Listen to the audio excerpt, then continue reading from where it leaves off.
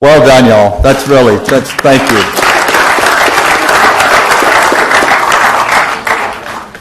Yeah, thank you for all you do. You know, I saw you guys in action at a football game last year where we had a compound fracture on a visiting deal, and I walked out there with you. I wish I wouldn't have seen that, but thank you guys for all you do. Thank you very much. Chief, great job. Thank you. Thank you.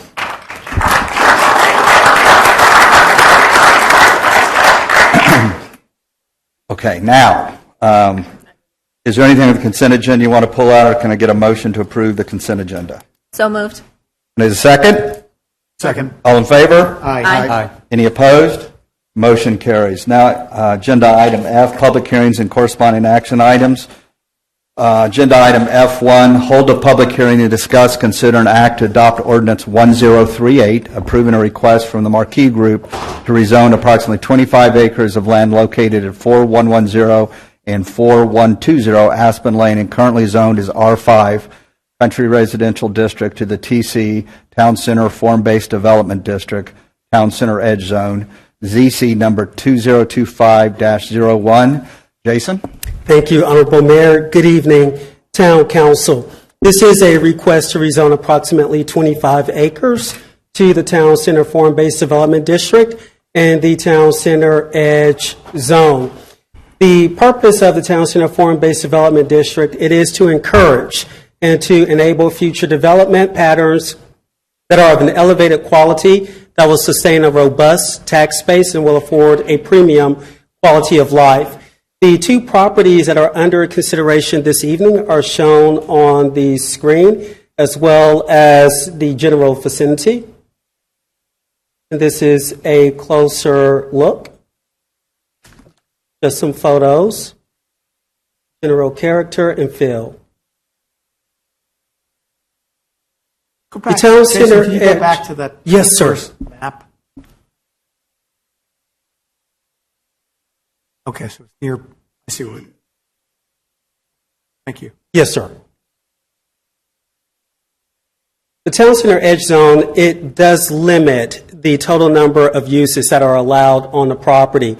And those limitations are in front of you, which is detached single family, community gardens, home occupations, and private gardens. There are more intentional and purposeful building regulations and building rules, i.e. aesthetic quality, than the R5 Country Residential District. And in particular, for the R5 Country Residential District, the only architectural standard deals with exterior finish materials. Staying on those considerations, there is a portion of the property that is under consideration tonight that is subject to deed restrictions. Those deed restrictions are a civil matter. They cannot be enforced by the town, and those have to be addressed prior to developers submitting a regulating plan or development agreement for review and approval. In terms of what that process would look like, in front of you this evening, it is starting with the zoning and actually confirming this evening that you want to see more intentional standards for building regulations and building rules, i.e. aesthetics, and that you potentially would want to limit the density or the intensity of the development vis-a-vis a development agreement and the regulating plan. That then goes into a plat and then site plan submittal approval. In sum, the zoning request is appropriate for the property and the surrounding areas because the focus is on detached single-family dwelling units. In front of you this evening for consideration is whether the Town Council will want to impose additional standards through architecture for the quality of the construction, as well as impose a limitation on the total number of units that can be developed on the property through a development agreement. The Planning and Zoning Commission, they met on November 10th, and they recommended approval of the change of zoning request by a vote of 4-1 with 2 absences. The Department of Planning and Development recommends the same. I will pause there to answer any questions that you have. Mayor, Town Council, if I may too, the applicant is present and does have remarks. Okay. Do you have any questions now? You want the applicant? And the applicant wish to speak?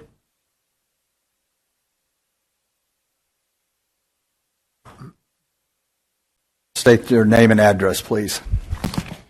Wally Maya, 2002 White Wing Cove, Westlake, Texas. I'm the developer, partner of Marquee Group. Mayor Greaves, members of the Town Council. First, I want to thank you for your service, your time, and your steadfast commitment to the town of Westlake.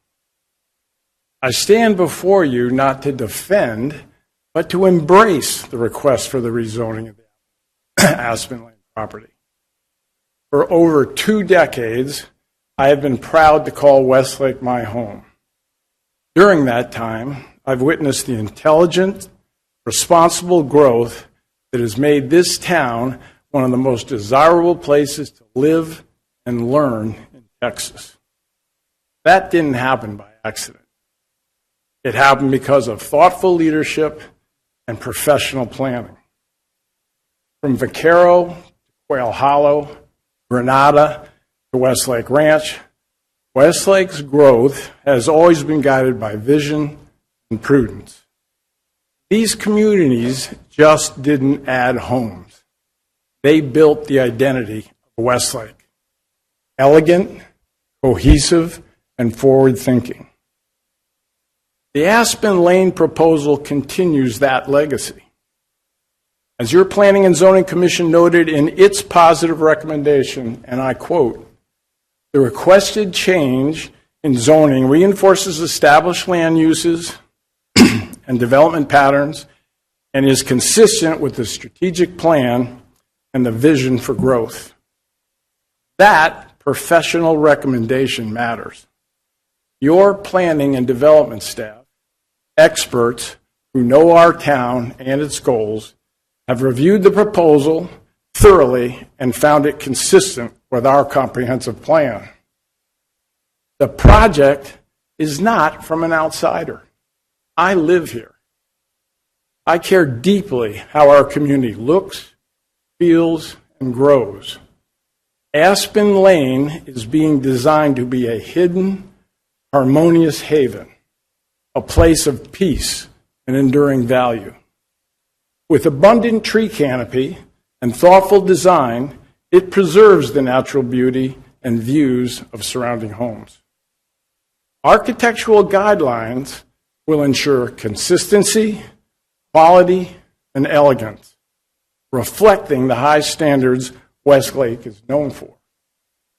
It will attract residents who share our community's values, those who seek excellence, beauty, and belonging. Change, when done responsibly, strengthens us. Growth is not the enemy of quality. It is the engine of vitality. Because of smart development, we enjoy world-class schools, healthcare, shopping, and infrastructure. Without progress, we stagnate. With wise progress, we thrive. Highway 114's expansion is proof that growth is here. The question isn't whether Westlake will grow, it's how it will grow. This rezoning represents responsible, thoughtful growth, aligned with your longstanding vision for the town. Finally, I urge you to weigh facts and professional findings above emotion. This proposal fits within the town's comprehensive plan, our shared roadmap for development. Only a few nearby residents will even see the property, and the design honors their privacy and the landscape. This is not a departure from Westlake's legacy. It's the next chapter of it. A continuation of the high standards you have always upheld. Mayor and council members, again, I thank you for your wisdom, leadership, and your dedication to our town. I look forward to building something together that we'll all be proud of, something worthy of the name Westlake. Thank you. Thank you. I'll now open up the public hearing. Is there anyone who wishes to speak regarding this item? Please approach the microphone, state your name and address.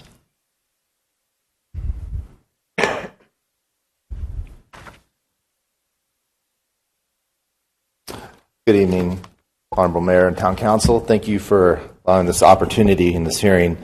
My name is Sloan Harris, and I live at 4035 Aspen Lane. I'm here on behalf of my family and our neighbors to respectfully oppose the rezoning request of 4110 and 4120 Aspen Lane.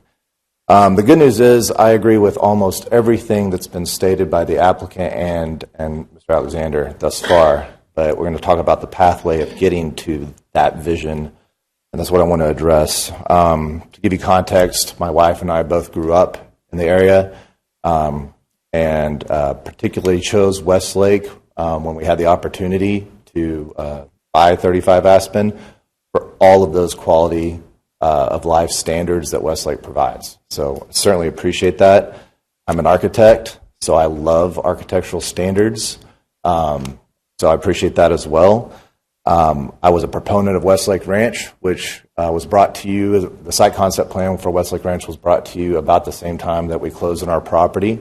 I'm on record for supporting that, so I'm certainly not anti-development in any form or fashion. I'm all for high-quality standards. I will say that Aspen Lane is already a hidden gem. It's already incredibly private. It's pastoral. There's a lot of references to design that have not been submitted yet. I'm going to come to that. So let me begin my points. We, being all the neighbors on Aspen Lane that were in our opposition letter that we sent to you, are not anti-development. We're not opposed to responsible development. We absolutely support the broader vision of the town, and the TC edge zoning is an example of what you guys are working towards. Our concern is that this proposal is not aligned with the town's adopted plans. It's not aligned with the rural character of Aspen Lane, and it's not aligned with the expectations of the residents that live on Aspen Lane today. First, the comprehensive plan designates this area as pastoral community. That term certainly means something in Westlake for those of you that have been here a while. It means rural vistas, large lots, deep setbacks, and the scenic corridor that defines Aspen Lane.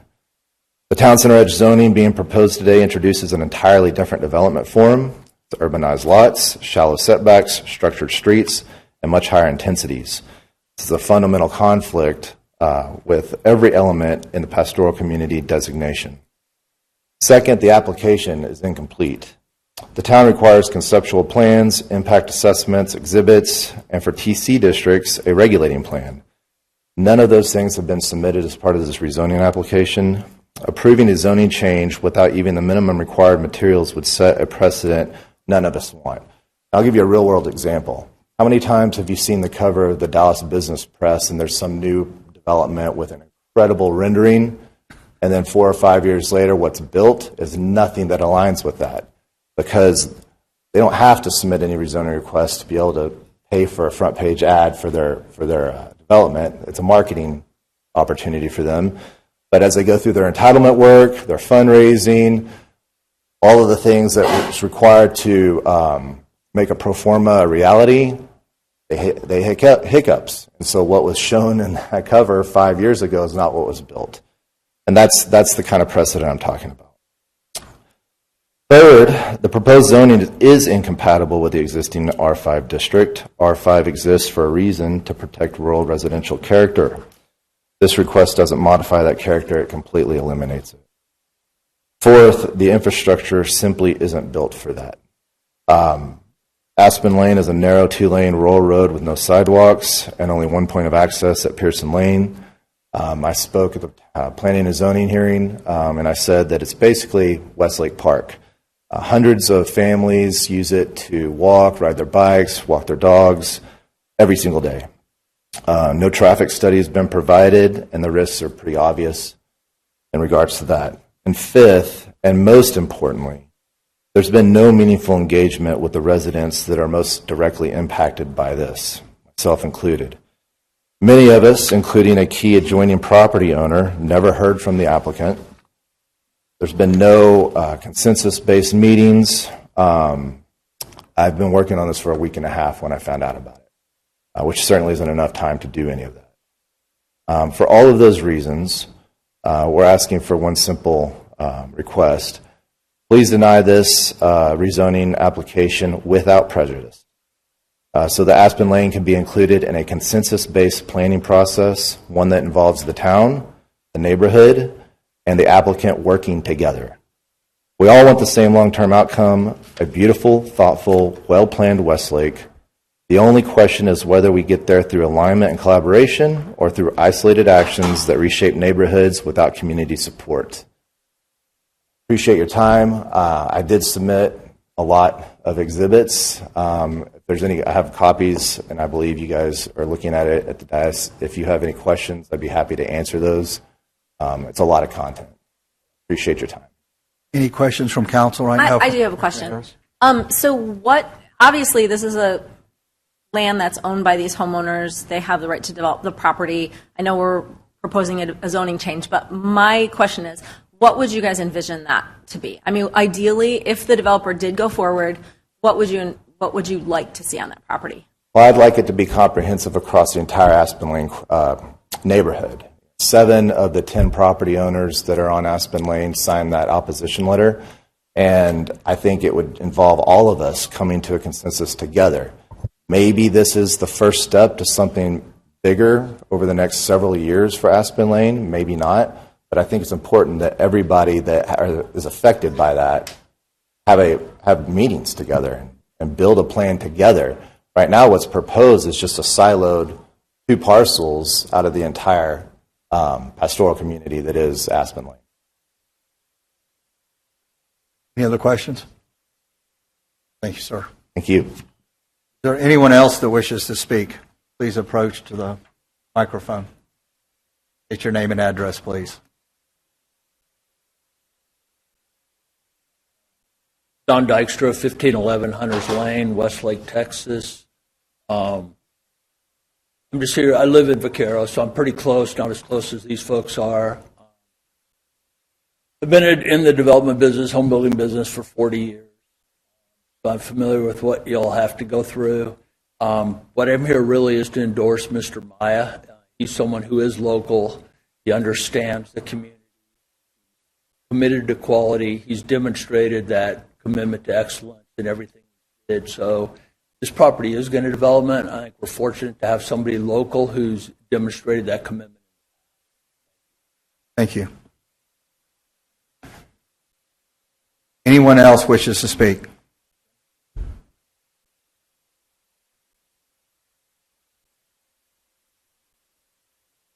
My name is Dennis Schwartz. I also live in Westlake, and I've been here 15 years. And I moved here from Fairview, and Fairview is like the gem in Collin County that Westlake way exceeds. But the big problem that Fairview had was Fairview had all single-family residential of not their average house over there, and they were all users. So the tax base was quite spread out. What this development will do is these are going to be $5, $6, $7 million houses, which is a huge boon to the tax base with minimal usage.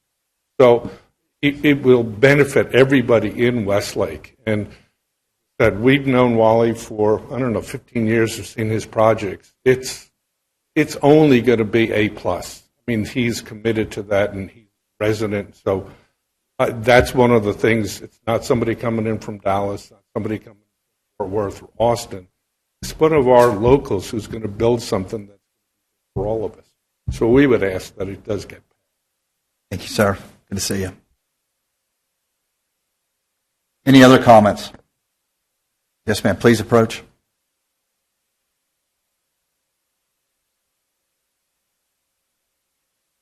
Becky Fisher. I live at 4050 Aspen Lane, and I think it's nice that he has friends who will come in and give him an endorsement. Just because you're local doesn't mean you share the same values as everybody else that lives local. And those that live in Vaquero, you're not going to be affected by this at all. Those of us that live on Aspen are the ones that are going to be affected. And we came through the Planning and Zoning Committee, I'll say 10 years ago, And there was a whole different perspective on protecting homeowners and this vision that y'all say you have for pastoral. Because since we've been here, there's probably been 5 new developments in Westlake. And I feel like it's trying to build on every blade of grass that you can. And the lots are getting smaller. And I'm totally against this. And also the way it kind of just slid in without a lot of the people on Aspen Lane even know anything about it. So I oppose it. And I think all this patting on the back for what a good guy someone is doesn't make his development. Thank you. Anyone else? Okay, I'll now close the public hearing. Wade, Jason, I'm going to open up for questions. Okay, good. Yeah. Yeah. Questions from council? Any deliberation or questions? Yes, sir. Yeah, I've got a questions for some for the developer. Have you guys done a traffic study to understand the impact on the 2-lane road without any sides to it, and the impact of 19 additional residents being added from the flow along the street that's basically a dead end where families buy there for the kids to be playing out in the streets, and you're doubling the number of, at least doubling the traffic driving down that road? At this point, we have not done a traffic study. It wasn't a required situation for the proposal, the way the town has set up this rezoning. Yep. However, I believe that Westlake Ranch probably did do that traffic study.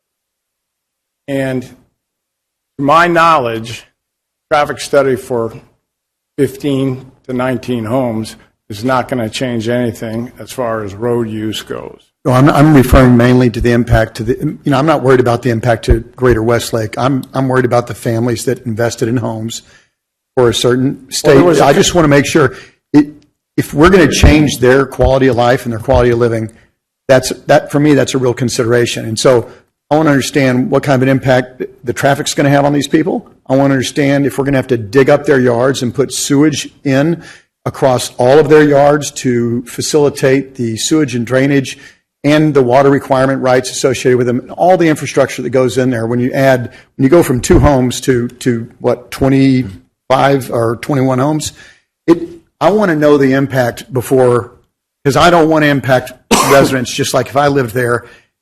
If it didn't bother me and it wasn't going to impact my way of life, I'd probably be fine with it. But if it's going to impact me and I bought there for that reason, I'd be very annoyed at you. That's just me. So I want to understand how much of an impact are we going to have on these individuals. Mr. Goudier, that's a great First of all, I would say that we as developers are flexible in what we're going to do. Second of all, I wanted to say something as far as Aspen Lane. Aspen Lane is just as wide as Dove Road, just as wide as Pearson. It has been built to be a public thoroughfare. And I really appreciate that the 6 families that live on the backside of Aspen Lane. Aspen Lane goes off of Pearson and goes over a hill. Mm-hmm. When I first looked at this property, when I came over that hill and looked, that was the Shangri-La look. That was this special place that nobody sees. You don't see it from the other side. You only see it after you get over. And I wanted to build something special that was a legacy development for the town of Westlake. Their people can walk on Pearson if they want to. They can walk on Dove if they want to. And at Dove, we have a trail system that's there too. If a trail system is something that was added, that could be done. But this is about proper growth for the city or the town. I think I will responsibly make this something that we can all be proud of, and it's going to be very special. When there are spec homes in Westlake Ranch for $8 million, you're paying over $2 million for a lot, what I call Hurtendall. It's not going to be anything bad. Well, I get that, but again, we represent the residents of Westlake, and that's what I'm here to do, right? So Right. it's not going to be easy for you, and that's not my job. I want to develop Westlake as much as we can, but I'm going to keep it Westlake no matter what. And the other comment I want to make is, and maybe I read this incorrectly, when they talk about the pastoral look of this area of Westlake. That comes from the comprehensive plan, and it's more a description of what Westlake was, because the comprehensive plan is how you're supposed to grow and go forward. It's not something that was put in there to say it has to stay that way. But we, as responsible developers and people who want to progress, have to understand that. And the reason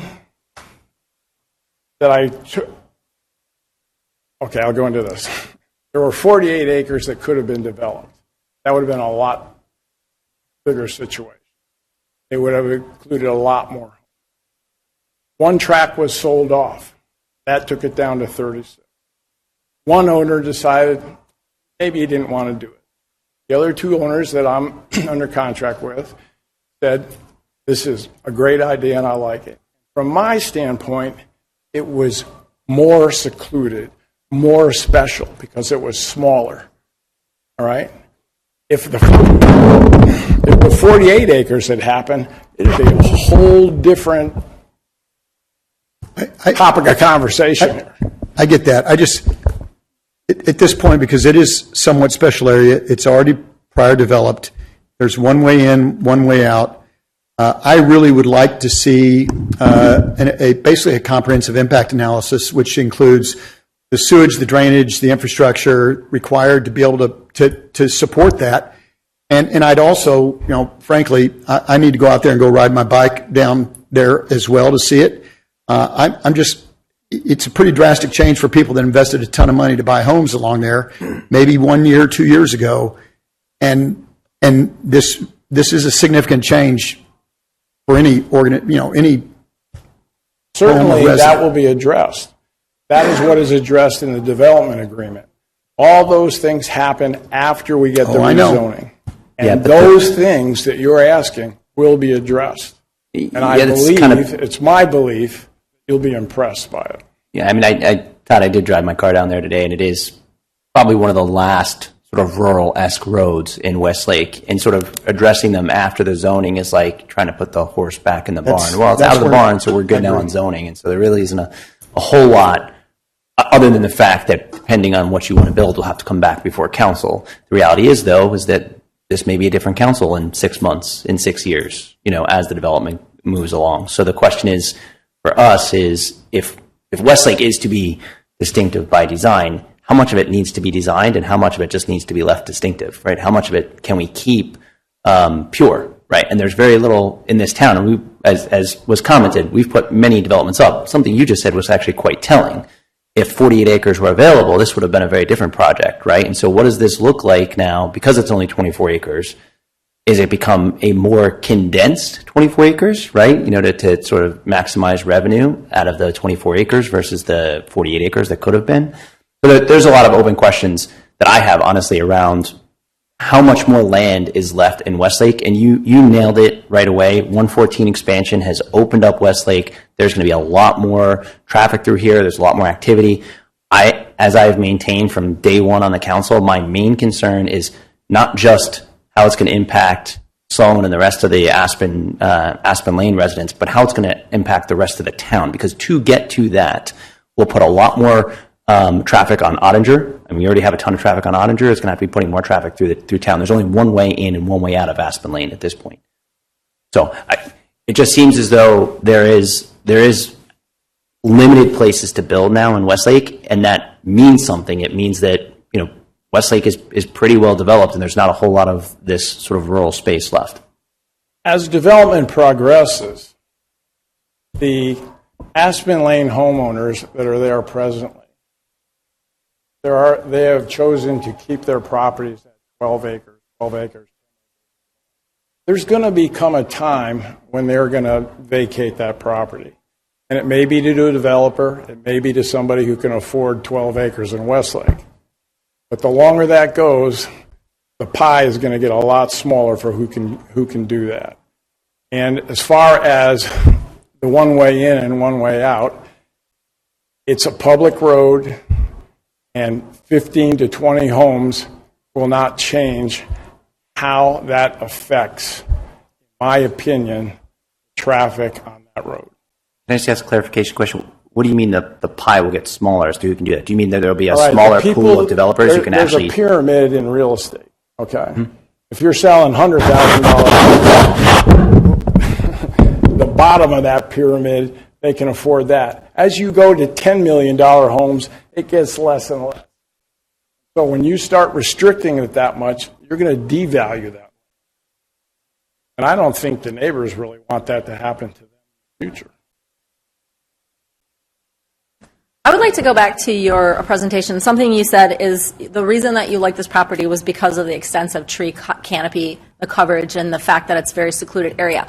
But I don't understand how you would preserve that if your intention was to build 20 homes on that. I mean, personally, I can't accept that number. I mean, if we were going to move forward with this, personally, I would like it to be more like 8 homes on that area, because I think it's really important that we preserve our tree coverage. I mean, we have as TJ mentioned, there's very few areas in town left that really preserve that dense tree coverage. I mean, specifically behind the Knolls is one of the areas that was specifically isolated from that development and designated as a reserve because of the conservation reserve, because of the complaints of the other neighbors in that area who did not want that area to be developed. So my concern is, how are you going to preserve, or how would you intend to preserve that feel of the dense tree coverage if you're going to be putting homes in that area?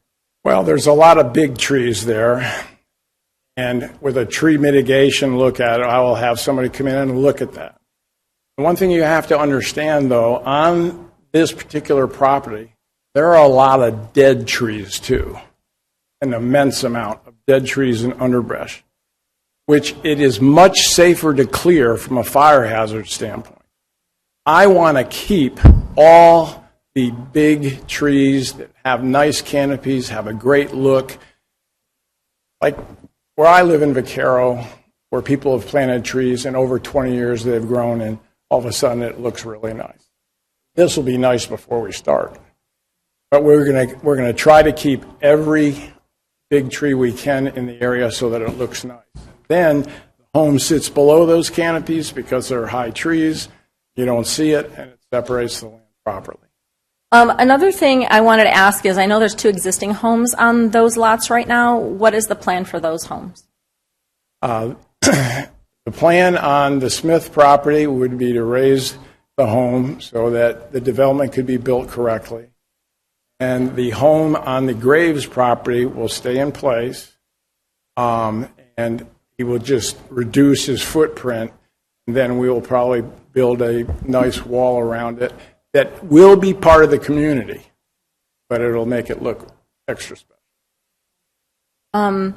Another thing that I've heard a lot about is the alignment with the comprehensive plan, and I personally don't agree that this change is, or that the proposal that you're putting forward for the 21 homes, I don't believe that is aligned with the comprehensive plan.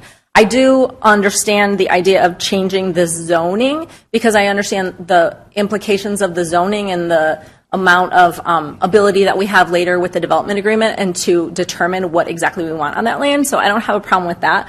But I personally don't, I think that we need to preserve this as a pastoral area. And if we were to move forward with this project, personally, I would like to see those lots to be minimum 2 acres in that area, just because I think it needs to stay to the same aspect of the other homes in that area. I don't think we could put a large development there. That's my personal view. Well, I understand, and that's a personal opinion.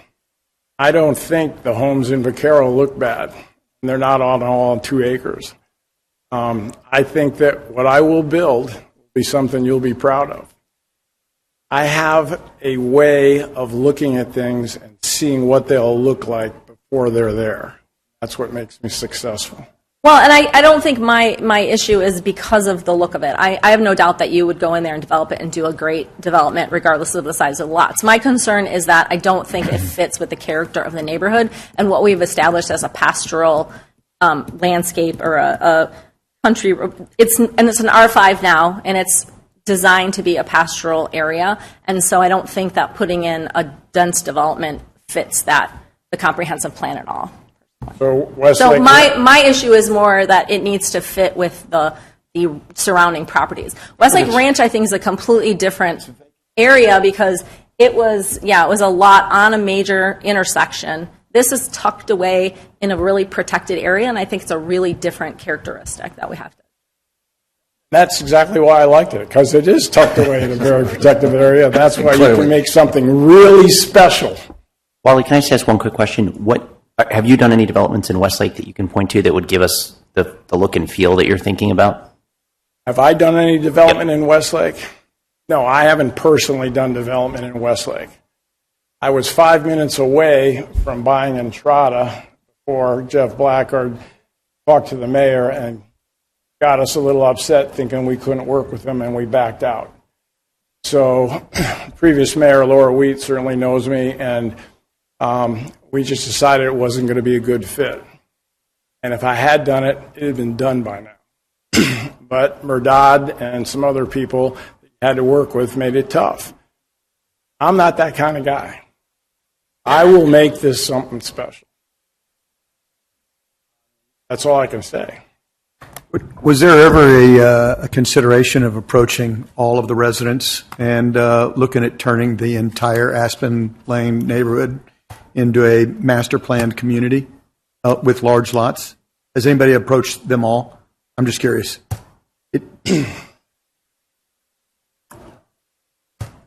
I didn't think of doing that.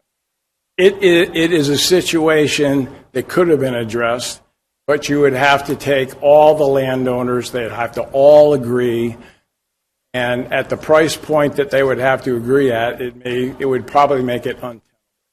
It'd just be interesting to understand how many of the neighbors, because every one of them that lives on a single entryway to a street, to a neighborhood, every one of them, they're all going to be neighbors, and it'd be interesting to understand what they all actually think. You said a small number of them support this, but I'd love to understand in totality what all of the future neighbors would feel. You remember Davis Boulevard before it was expanded and extended? Yeah, unfortunately, it was a single deal. It didn't go all the way through. No, it did not. And we have a single entry into Vaquero where there's 337 homes. There's 3 entries in Vaquero. Third one's being built right now. There's 3. And I think that, that part of the development of our great town, and I think it's a great town, and I love living here. I think it's the best place in Texas to live. But it got its mark in Texas because of that development. Oh, yeah. We love it. I think you'll love this. We're going down Aspen towards the east, and it turns back to the north, right? Yep. Where is the entrance into Okay, on the schematic that I had a land planner do, as you come over the hill, turn left, it's more toward the north side of the property where you would enter. It goes back towards the west? And then it goes back toward Vaquero that way, yeah. Because the property, you put that picture up, you see where the property is, and so you go down Aspen, you'd have to take a right-hand turn into the development. May I ask a process question? Pardon me? Let me ask a process question. Yes, please. Jason. Is the first step necessary, or can we combine the steps? Can we look at the zoning change at the same time we're looking at the development, the plan of development? This is the first step. You can look at the development agreement and the regulating plan at the same time or separately. And with the development agreement, if there are certain additional considerations that you will want to see first before the regulating plan comes to you as a body, such as the traffic impact analysis, you could require that as part of that. So Jason, just to clarify, so if we were to approve this tonight, what we are doing is we are changing the zoning. And that means that we are allowing us to go to the next step with the developer to work on a development plan to determine the number of lots that we will will allow in the property. Any other conditions and considerations that we will allow. So we're not locked into any kind of plan that he is presenting now. It's just allowing us to move to the next step with this new zoning. If we were to not approve it, it would remain the R5 zoning, which would mean that those property owners could then expand the properties to a maximum of 1 house per 5 acres. That is correct. Perfect. They can do that today. Yes. Mayor, if I may as well. Yeah, please. This cannot be part of the vote for tonight or the motion. However, I have a question for the applicant myself. It sounds like the council and planning and zoning, after talking to planning and zoning, have really a maximum number in their head of 8 to 10 residences on this piece of property. And I would give the applicant an opportunity to withdraw this application if he doesn't believe that 8 to 10 residences on this piece of property would get him the outcome that he's looking for. Quite frankly, I just think that you're going to have a hard time passing it any further than that. But again, the main reason this zoning is before council is to give council the ability to actively regulate that density and to regulate the aesthetics within that development.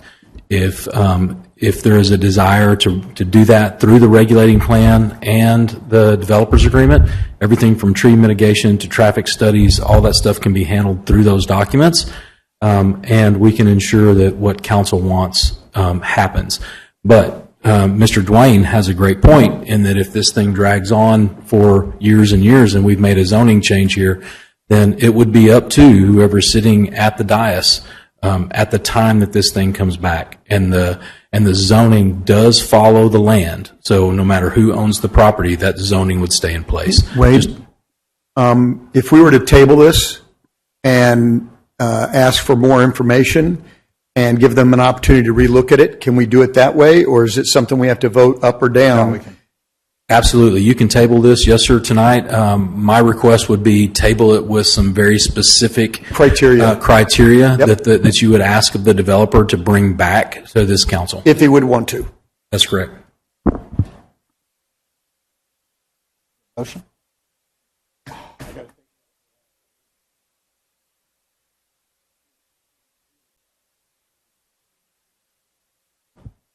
Talking about trying.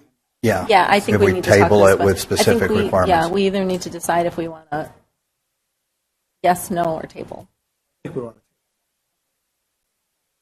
Seems to me too many unanswered questions, I'm afraid.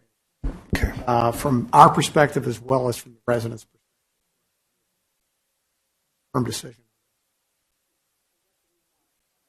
I think something like make a motion to table this until a later time that the developer can come back with a proposal with a density appropriate as you laid out, Wade, of no more than approximately 8 residences, and also a little bit extra work understanding the impact to the other residents along there to tie in the infrastructure, because I am not going to support ripping up people's front yards, their driveways, and impacting their lives to be able to do something necessarily like this. Is that a motion? I'm going to let him make a comment here. Okay. As far as infrastructure goes, as the lots get bigger, less infrastructure. That'd be one. Number two, as far as sewer, all that sort of thing, you can go to septic at that time because that's what they're on right now. Well, okay, so I'd make a motion to table this until later time, that the developer can come back with a proposal of less density, approximately 8 residences, and further information about the impact on the infrastructure. Can I get a second? Second. All in favor? Aye. Any opposed? Motion's tabled. Thank you all for coming here tonight. Mayor, if I may, I make a proposal. We have some outstanding children from Westlake Academy here. If we can move to item J1 and then am I come allowed back to do the that? town. Can jump Yes, to- sir. You are. Yes, sir. If you would please call it to order under item H first. Okay. Thank you. Thank you. I was going to ask that question. Thank you so much, Wade, for that. Yeah, no doubt. I now call the Westlake Academy Board of Trustees meeting. It is 5:04 p.m. We'll let everybody come in and get seated. It was. Selfie. All right. I'll let you know.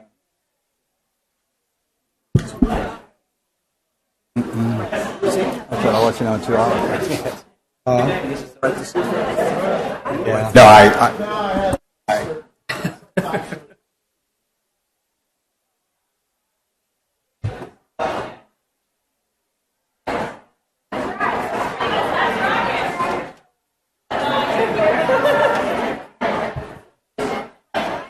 We will take a 5-minute break to let everybody get seated. Thank you.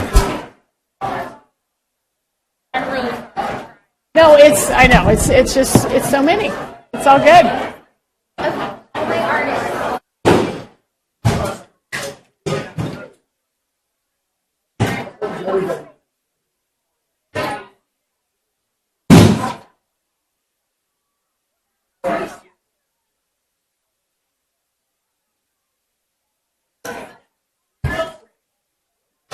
Good, how are you? Good.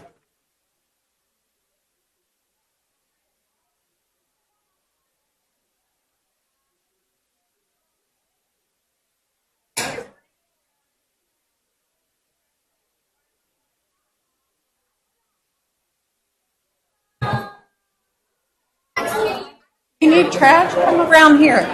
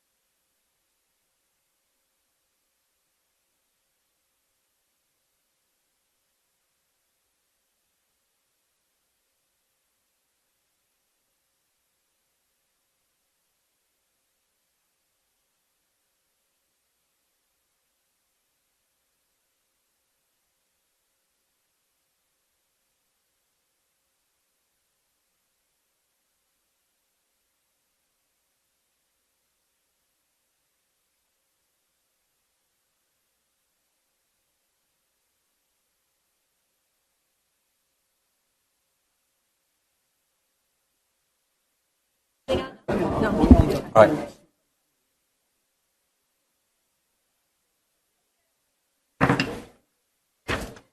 Okay, our town council part of the meeting ran a little long, so we're going to go into the Westlake Academy part, and this is, we're going to do J1, Fine Arts Presentation, recognition by Dr. Kelly Ritchie, head of school. I love seeing the crowd here. Thank It's you, everybody, amazing. for Yes, coming. we're so happy, and thank you, Town Council Business, for providing us the opportunity to go ahead and let these kids be recognized so that they can go home and get homework done or have dinner and all of those things. So, Town council part of the meeting ran a little long, so we're going to go into the Westlake Academy got to play part. that going.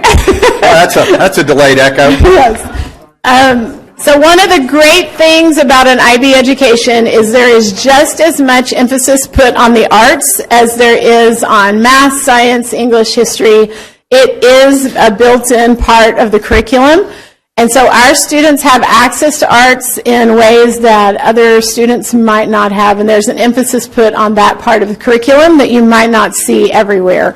So it really opens up this dynamic curriculum and holistic development of a child and of a young adult as they transition up through the program that you just don't see everywhere. We know that arts are always on the chopping block when we look at budget cuts, when we look at the ways that districts want to save money.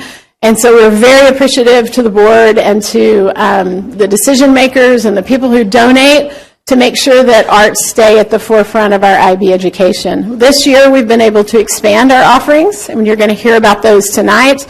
We've really invested in finding some of the best talent that we can find, and the first two ladies that I'm going to let come speak to you have been instrumental in our visual arts development K through 12. I also want to mention and recognize Jamie Estrada, who's not here. She runs our entire PYP music program, so she sees all students K through 5, and they just had a great Veterans Day. Yes.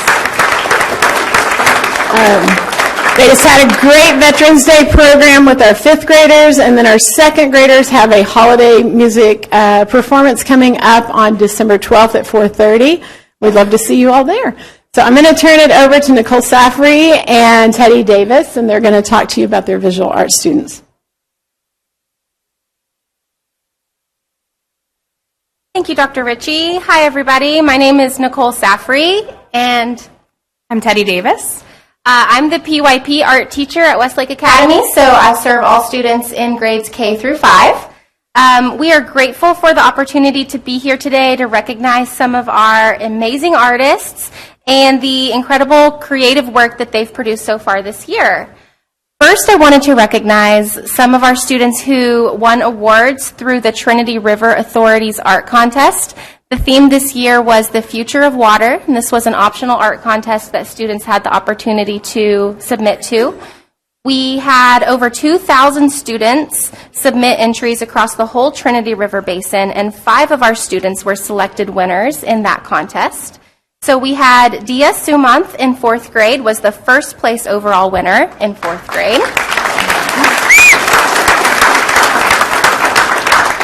Zayden Hashmani was a 4th grade student who was the 2nd place overall winner for grade 4. And we had 3 honorable mentions in their grade. 1st grade, Mishka Manoj, 4th grader, Zamir Hashmani, and 5th grader, Eva Muthusami. Excellent. So congratulations to those students, and we thank them for their contributions to that contest. Next, we hope that you enjoyed the chance to see this small exhibition that we had out in the lobby. Together with our DP art teacher, Miss Teddy Davis, we've selected a collection of standout student artworks from the start of the year. Throughout the school year, we will continue to feature new pieces so that we can celebrate as many of our talented artists as possible. And we're thankful to share their creativity with our community. So if I call your name is up there. We have many of our students here tonight, so congratulations to those students. We have kindergarten. In kindergarten, we have Aduai Amaresh and Layla Cheatham.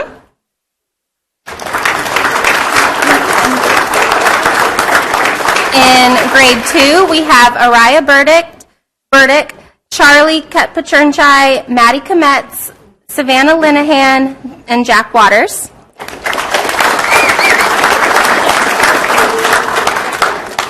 In grade 3, we have Naomi I'm sorry, Naomi, I don't know how to pronounce your last name, but we have Naomi.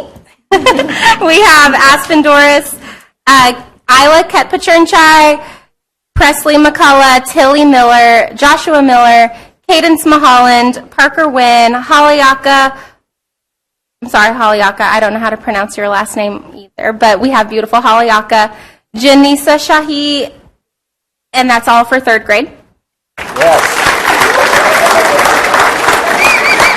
In 4th grade, we have Samira Peterson.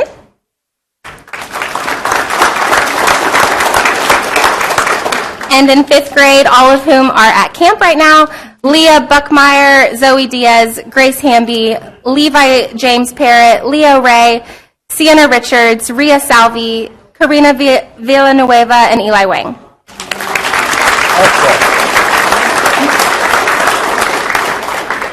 So fantastic to get to celebrate the talent that is at Westlake Academy. My name is Teddy Davis, and I teach the DP Visual Arts program. I teach Art 2, and we are now offering digital media, which some of the edited photographs, self-portraits, and also a levitation project have been displayed from digital media. Some of those kiddos are here tonight. And I am just honored to get to teach them. They are so magnificent in everything that they do, and they approach the visual arts with a lot of rigor. And I really value the work in which the kids have done so far this year. And we haven't won contests yet, but I promise that we will. So to celebrate those in grade 9, it's Ava Skoog, Sarah Harvey, Laylee Palmer.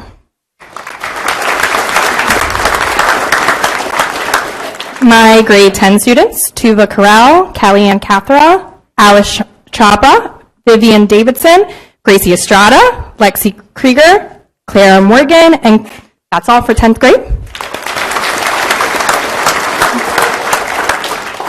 And my 11th graders that are in the DP program, the first part, that is Angelina Frere Jimenez, Isabella Graham, and Alina Quach. And then the second year seniors that are in the DP program is Olivia Halsenbach, Hannah Wynn, and Sophia Romano. Excellent. So just huge thank you to the students for sharing your creativity and hard work with all of us so that we can have all these visual delights up to see. And to our families, thank you for encouraging your young artists and supporting their creative journeys. And to the board, thank you for giving us the space to celebrate these accomplishments. Congratulations once again to all our future artists. We are so incredibly proud of you. Great job, y'all. Great job.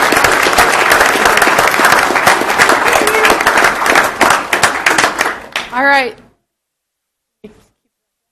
All right. Yeah, you guys are good. Thank y'all. Great job. All right. Hey guys, how are y'all? Hey, you guys, come here. Well, stand here and stand right here so they can see your pretty faces. Scoot over. Face them this way. Stand in front of Dr. Ritchie. Yeah. All right, guys. So we are so excited to be in the inaugural year of the IB Film program. This is something that I am very passionate about. I've been teaching IB Film for about 10 years, and to get to bring it to Westlake is something that is kind of a dream come true. And so one of the cool things that we get to do that I've done in my prior programs is we got an invitation to compete in Paris, France. And so these 5 students have been selected to represent Westlake Academy, not only represent Westlake, Texas, the United States, but also the United States in Paris, which is a very, very huge honor. And it is awesome to have the name of Westlake and the town of Westlake, Westlake Academy, represented on an international stage. We'll be competing with international schools from Doha, Shanghai, Beijing, Munich, Paris. There's a Santa Cruz. And then I believe there's one more in South America. I don't remember the name. But so we're going to show you a video that they put together just to show you a little bit about what they're going to do.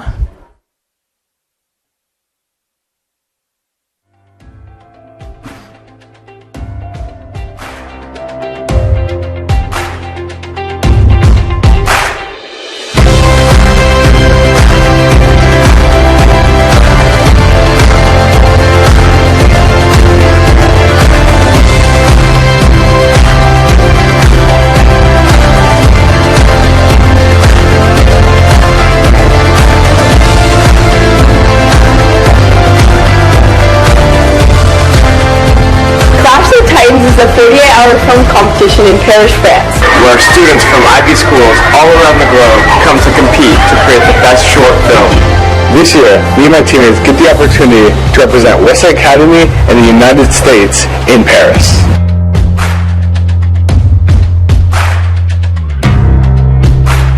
Hi, my name is Louisa Sukar. I'm a senior at Barnard College of Columbia University, and I did Clash of the Titans. Rather, I had the privilege of doing Clash of the Titans my junior and senior years of high school. I was a screenwriter, and then I was a director when we got to go to Paris post the COVID year. And I can't say enough about how transformational this experience was for me, and how I wish that everybody could do this experience, because it taught me so much beyond film. Now at Barnard in Columbia, I'm a film major, which is something I never considered before IB Film. I started my first freshman summer at Latino USA doing podcasts for them. After that, I moved to MSNBC's Morning Joe, political coverage, covering the 2024 election. The team was really keen on the fact that from IB Film, I had experience in all production roles. And again, I would say that the skills from IB Film transferred so much to live television, because you're moving quickly and efficiently and meeting people who come from completely different roles than you. Like, for example, when we went to Paris, that was my first interaction with people who went to international schools. Currently, I'm interning for CNN. I do podcasts for them. And then I'm also interning for Killer Films, which I think for me is currently the full circle moment. I can genuinely say that I would not be sitting here working in film at Barnard, a film major, also having this news experience under my belt if it weren't for IB Film and Clash of the Titans. This experience is very important to me because I've never been outside of the country before, and I really am passionate about film. I'm really grateful for this opportunity because film here at Westlake has been one of my favorite classes, and it's so fun. I'm excited to go to Paris because I've never been overseas before, and I think it'll be a great opportunity for me to go as a film student and as a person. My teammates and I have this amazing opportunity to represent Westlake Academy and the United States in Paris, France this January, and we need your help. Please consider donating to help make this opportunity possible for students like me. Please consider donating so this opportunity can happen for us. Please consider donating. Any amount helps.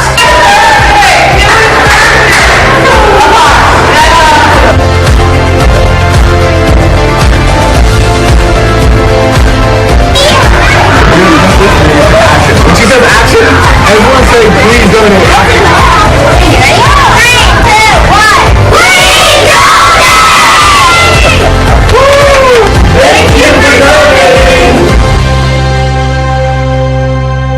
All right, well,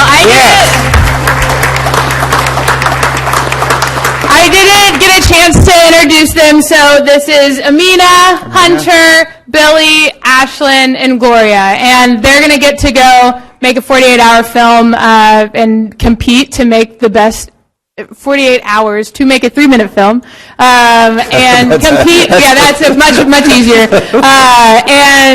So anyways, we're very excited. I'm very proud of them. They went through a grueling application process. A panel selected kind of their skills, and we're excited to compete. So, Excellent. Thank you all. Well done. Congratulations. all right, thank you guys so much. All right, last group we're going to recognize, and Paris. last but not least, is our theater group. As many of you probably have heard, we are putting on Aladdin Jr. this year. Abigail, I'm going to let you take it from here. If y'all want to go right around. Oh, thank you. How are you?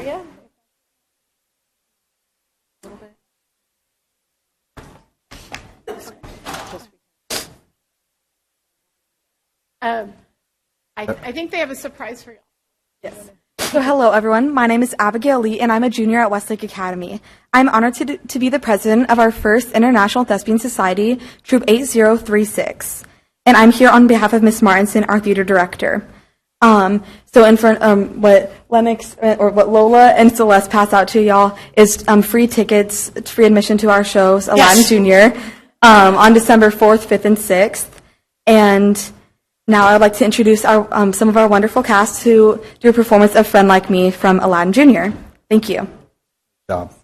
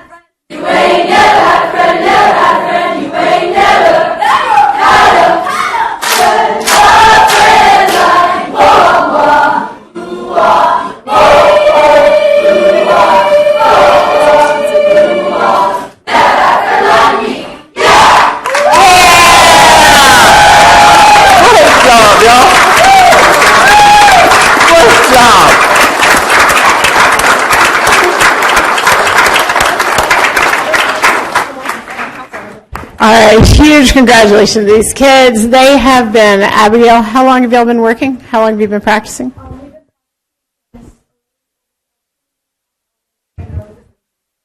So they have been practicing nonstop. It is going to be quite a production. Miss Martinson, who has brought a whole new life to our theater program and has really poured into these students in ways that I can't even really recount to you, but they are going to be performing at Carroll High School in a real, auditorium, and there's even a flying carpet. So I would encourage everybody to come out to really enjoy that.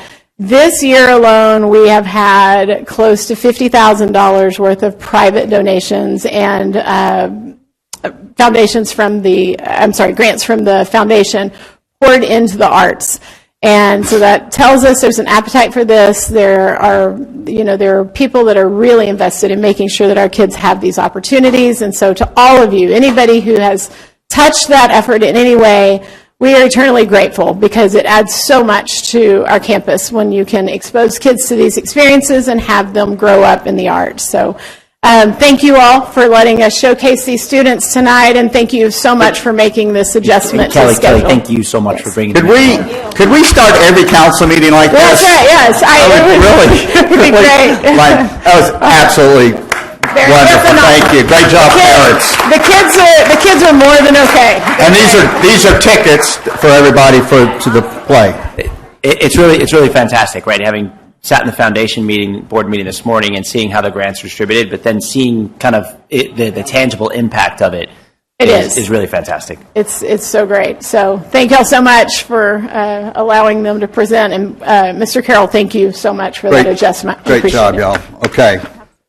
Let's get back on the council agenda as we're running a little long.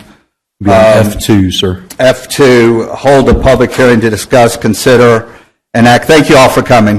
Enact to adopt ordinance 1039, approving a request for text amendments related to certain performance standards for approximately 85.9 acres of land in PD Planned Development District 1-2, PD 1-2, commonly referred to as Entrada, by adding a repository as a land use permitted by right, providing a definition of certain performance standards for a repository, providing a penalty, providing a cumulative clause, providing a severability clause, providing a savings clause, authorizing publication, and establishing an effective date. This property is generally located on the south side of State Highway 114, on the east side of Davis, and to the north of Solana Boulevard. Mr. Alexander. Thank you, Honorable Mayor, Town Council. This is a request for text amendments to the Entrada Planned Development District.